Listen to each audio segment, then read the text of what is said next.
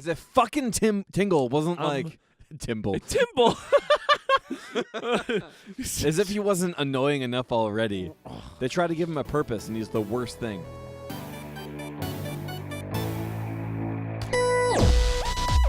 Hello, everybody, and welcome to the Podground Cast. Hi, I am. Don't do that, man. Welcome to the High Ground Podcast. I'm one of your hosts. My name is Caleb Dudek. I'm joined by Jeff, pitcher. Jeff. Tell me an interesting thing about your day today. About my day today. What the hell?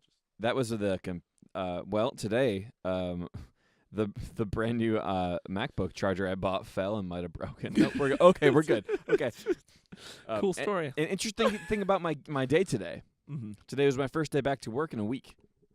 Oh, that's right. Yeah. You were down south doing some adventuring. I was actually working more.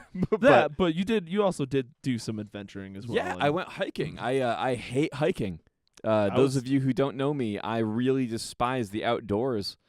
And we were down there visiting some friends, and they're like, "Hey, let's go hiking." And I'm like, "You know what? Sure, I'll go hiking with these guys." Even to the peer pressure, man. Yeah, dude.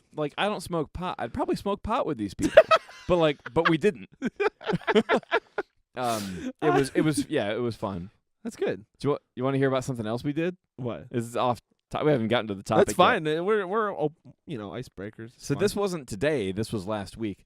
I went to go see Venom, which Matt, aka Fat Deadpool, and I will do a podcast on this later. Now I'll be joining because I'm going to find it online, get drunk, and watch it. So okay, well the whole get drunk and watch it thing. Way to steal my thunder. Sorry. Apparently, it's a thing to go buy boxed wine, sneak it into the theater, and drink it out of straws while watching a movie on an empty stomach. Such a bad influence on the kids that listen to this podcast, Jeff. It's rated E for excellent. 10 out of 10. So I've never been drunk in a movie theater before. I've also never snuck booze into a movie theater because I'm not 17. So when Jeff comes home and tells me this story, I was like, "You what?" And I gotta say, Venom was actually pretty enjoyable if you're drunk. But that's for a different podcast. We'll get to that one later. I'm looking forward to it. I'll watch it with him. Anyways, well, today we're going to be talking about a game that has been out for, I want to say 15 years? Yeah. We're going to talk about the Windwaker, and specifically the Windwaker HD. This is a Legend of Zelda title for those of you who aren't aware. So it has been out for a while. It is on, like, I think it's my top 3 Zelda games of all time. I can say that too, I think. Yeah. It didn't get really well received when it first came out, especially because people were expecting a cool, edgy, dark, not sequel, but next installment to Ocarina of Time. They're like, sweet, Zelda needs to be like Majora's Mask was super dark. Yeah, let's make this dark. And then I remember actually because I was subscribed to Nintendo Power at that time, the magazine, and I know, right? Shows my age a little bit. But in it, they were just sort of describing the art style and showed off some screenshots. And I just remember looking to my good friend because we were both really into Zelda, and we're like, this looks stupid. Looks so dumb. Why does Link look like he has a watermelon for a head? But as we all know, we shouldn't judge a book by its cover, and the game is just so the base game is just absolutely breathtaking. The one that originally released for the GameCube still holds up very well today. But I'm not even touching that. It's just falling on its own. I know. It's fine. So it holds up really well. And then about I don't know, like 3 years ago, I believe they released the Wind Waker HD for the Wii U, sort of to satiate everybody's urge to play Breath of the Wild, because they had like pushed that back 5 times or however many times they did. So they were like, let's just make Wind Waker HD, and they eventually did Twilight Princess as well. it just looks fantastic. Everything's in full HD. The textures are HD. Got some nice bloom, great lighting effects as well. They introduced a stealth mechanic that wasn't linear as well. It didn't matter so much of the line of sight of who you're sneaking around against, like in Ocarina of Time and a Majora's Mask, you kind of have to like avoid the line of sight of whoever you're sneaking around. Right. There's that one you're going to go get your sister back, I think. Oh yeah. It was. I mean, it's basic stealth mechanics, but yeah, it was great for its time. Mm-hmm. Forsaken Fortress. That's right. Yeah, that's the one. But it's. So yeah, they've just revamped it in a lot of ways, not only in looks but also in just accessibility and ease of playing. They added things like the Swift Sail, which makes sailing so much faster and a lot better, because that was one of the major gripes of the game, is the fact that sailing took so damn long to get from one place to another, even after you got, because you did get to have a warp. There was a warp mechanic introduced with the Windwaker. So you still have to sail from the warp point to wherever you're going, which is like 10 minutes sometimes. Yeah. So it just got very tedious after a while. Even though, basically, other than that, it's just a phenomenal game. The dungeon designs and everything were just so great. I mean, I could go on forever. But so they added the Swift Sail, and I think it's a great addition. I've been using it because I'm currently playing through the Windwaker HD. I just got to the Earth Temple with Medley. And yeah, I'm thoroughly enjoying it. Honestly, it's been years since I've played through the Wind Waker, and it almost feels like I'm playing through it for the first time again. But everything's in HD and all the colors are popping, and it's just cool. There's just so many amazing things about this game that it's almost too much to talk about. But why don't I let you talk a little bit about it if you. Sure. I know you're not playing the HD version, but we could still talk about the Wind Waker in general. We all know the one video game I'm playing right now.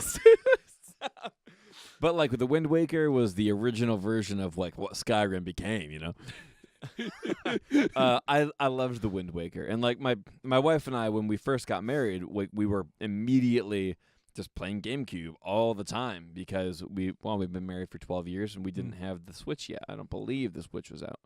I could be wrong. So we would play, but one of us would be playing and the other one would watch. Mm-hmm. And it was usually her playing and I would watch, because I worked all day and I was beat by the time I got home. And I would just kind of like, yeah, go there, that door. Yep, nope, yep. And she would sometimes listen to my advice, but sometimes she would just kind of be right about the whole game. Right. Yeah. And I love playing video games anyway. That's just the way my brain works. Oh yeah. But that game, we originally had just we had it on like the Legend of Zelda Master Quest disc. So we had the first like 20 minutes of gameplay. Mm-hmm. And I'm like, man, this is really cool. This feels good. Didn't dig the cell shading right away, but I wasn't gonna go onto Reddit and bitch about it. 12 years ago. I know, right? I wasn't like butthurt that they wanted to change the art style. No. Though I loved the art style from Majora's Mask and from Ocarina of Time, I still love the art style now. Oh yeah, because you can actually see emotion in the face, mm-hmm. and that was cool. You could see him looking around corners. Yeah, it was so cute. It was adorable. Like, and if he saw like an objective, he'd like glance over. Like if you were stuck somewhere and like you're like, oh, maybe I should look up because Link is looking up. Oh, maybe something's up there. Yeah, it really added to the what's immersion. Mm-hmm. There's the word. Yeah, and I won't even have to edit that. Yeah, sorry guys, we're just both really tired, I guess. I don't know, or at least I am. I'm just bad at words. Yeah. I'm bad at them, and then it just gets amplified when I'm tired. But yeah. So I loved those aspects of that game. I ended up loving the art style. I loved the immersion that you got with his face moving around, and I love the sound effects when you slip on ice and he goes, ah! I was just going to say, one of the things that I just fell in love with first time I played was when you get to like command those statues and he goes, come on! Yeah. Like, oh my God, that's so cute. Well, something about this game that I've never really talked about with anybody on the air anywhere. The doors on the island you grow up on have an upside down Triforce on them. Yep. And it made me uncomfortable the whole time because it's an upside down Triforce, everybody. That's awful. Why? Yeah. Why is it upside down? It's the anti-force. The anti-force. Triumph forks. I don't know. the Square Force. No, but yeah, it's pretty cool.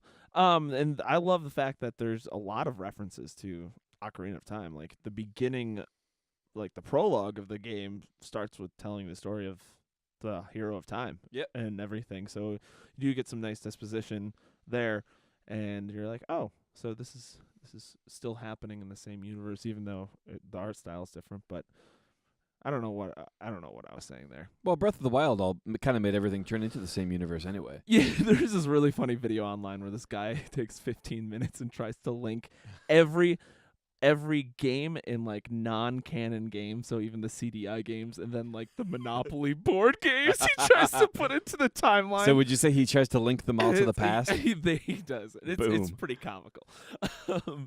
Anyways, getting off topic, let me talk about more of the changes that I've noticed. One thing, and I haven't, since I'm only at the Earth Temple, I really haven't focused on finding any of the Triforce shards, but that was another big gripe about the game, was how long it took to find all the Triforce shards, because you not only had to find the Triforce chart, but then you had to pay a shit ton of rupees for Tingle to like decipher it, and then you had to go out into the world and then find it. As if fucking Tingle wasn't like Timble. Timble. As if he wasn't annoying enough already. They try to give him a purpose, and he's the worst thing. So terrible. But sorry for the people out there who actually like Tingle. Who are you? There's definitely a weird niche group. You don't have to listen to this podcast. Yeah, get out. No one wants you. Kun limpia. Don't steal that line or whatever he says. So in this, I believe so. You remember the like 100 trials or whatever it's called, where it's on outset and you gotta take out that huge rock. And then if you fall in the hole, there's like level after level after level after level of enemies. Yeah. You basically fight all the enemies in the game.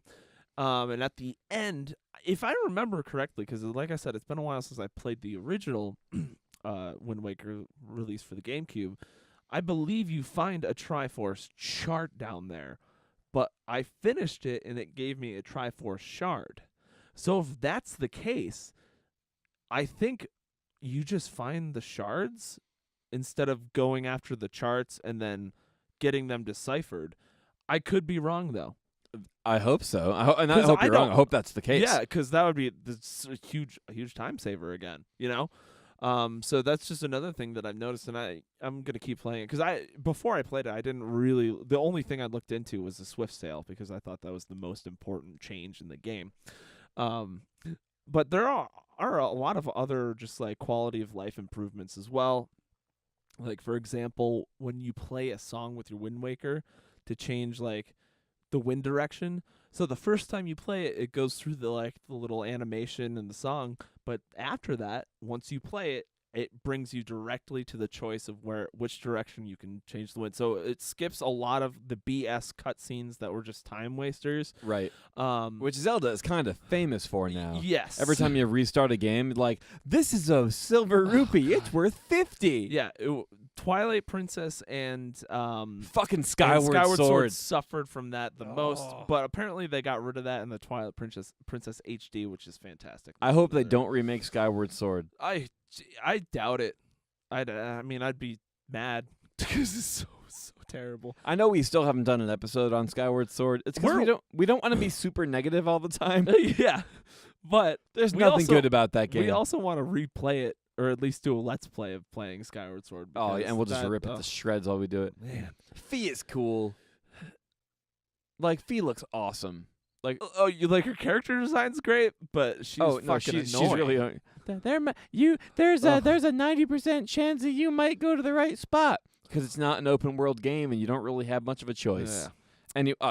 Anyway, Wind Waker's a great game. Wind Waker's great. Relatively open world. Another great thing about the speedy sail is that you don't have to change the wind direction when you're using it. So you can actually make 360 turns with that and don't have to worry about breaking out the Wind Waker again. They've mapped certain items to like the D-pad, so you don't have to map the Wind Waker as a separate item. It's always going to be on your D-pad, as well as when you're in your boat, your bombs and your grappling hook are always there on the D-pad, so you don't have to go in your inventory and then select it. That's and then fantastic. Use it. So there's just a lot of like really awesome tweaks like that they made that I thought were just great quality of life improvements. And that's coming from me saying that it is already a phenomenal game. Like the base GameCube game was So just they actually fantastic. made legitimate They just made improvements to an amazing game. Yes, they've just made it that much better.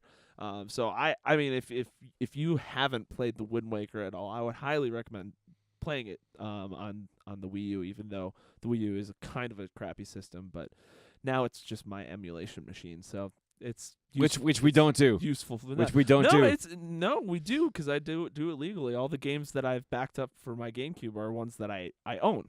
Is that how that works? Yeah. I know that's what we all told ourselves back in the 90s. No, that's actually. I mean, it's yeah. not like, I totally own Pokemon Gold. Yeah. I don't think it's smiled upon, but like that's what I did, because there's an actual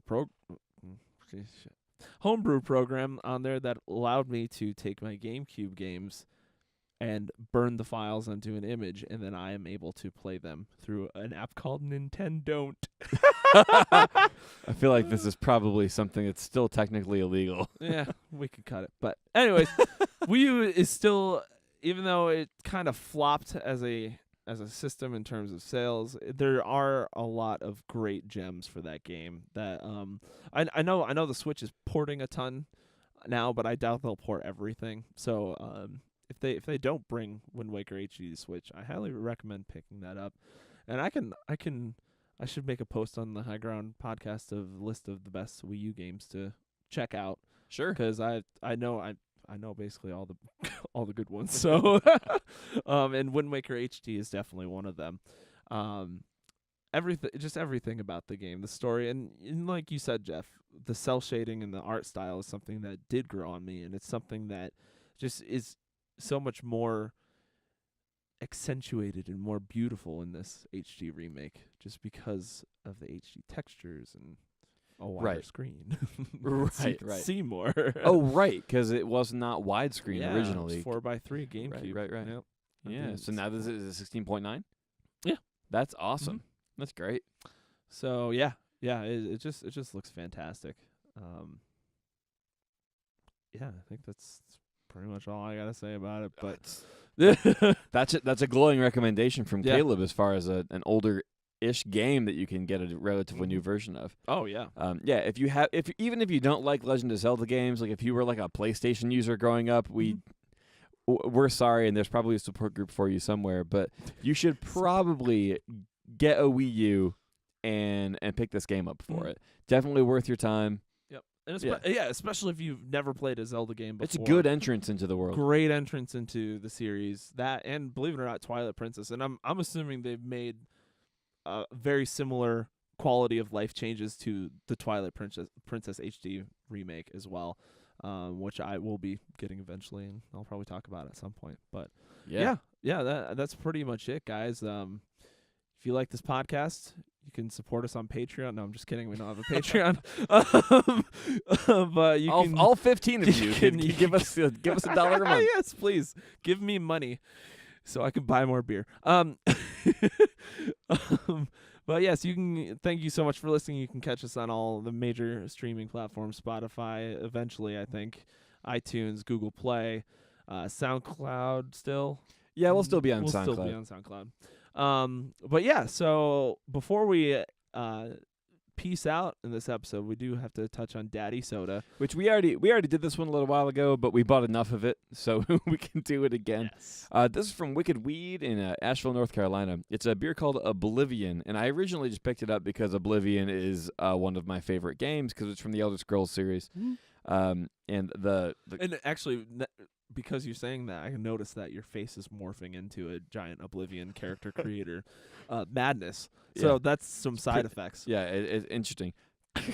The label is actually also what caught my attention, and we're going to post a picture of it so you can see it.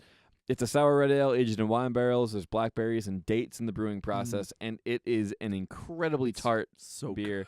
Good. You can most likely find this at any beer outlet or beverage center south of the Mason-Dixon line, I imagine. I don't think I can get it up here, so I'm pretty sad that this is the last of it, but that's okay. And Caleb just down the rest of his. Oh, that's good. It is good. It's just the amount of tartness where it doesn't like overpower you or like warheads. Oh yeah, like if you smell this, it'll burn your teeth. Yeah, like it activates those senses in your mouth where when you do actually take in something sour, you're like, Yeah, it's really good. Kudos to you guys, Wicked Weed, fantastic. Yep. All right, it's over. Get the thing. We are the high ground.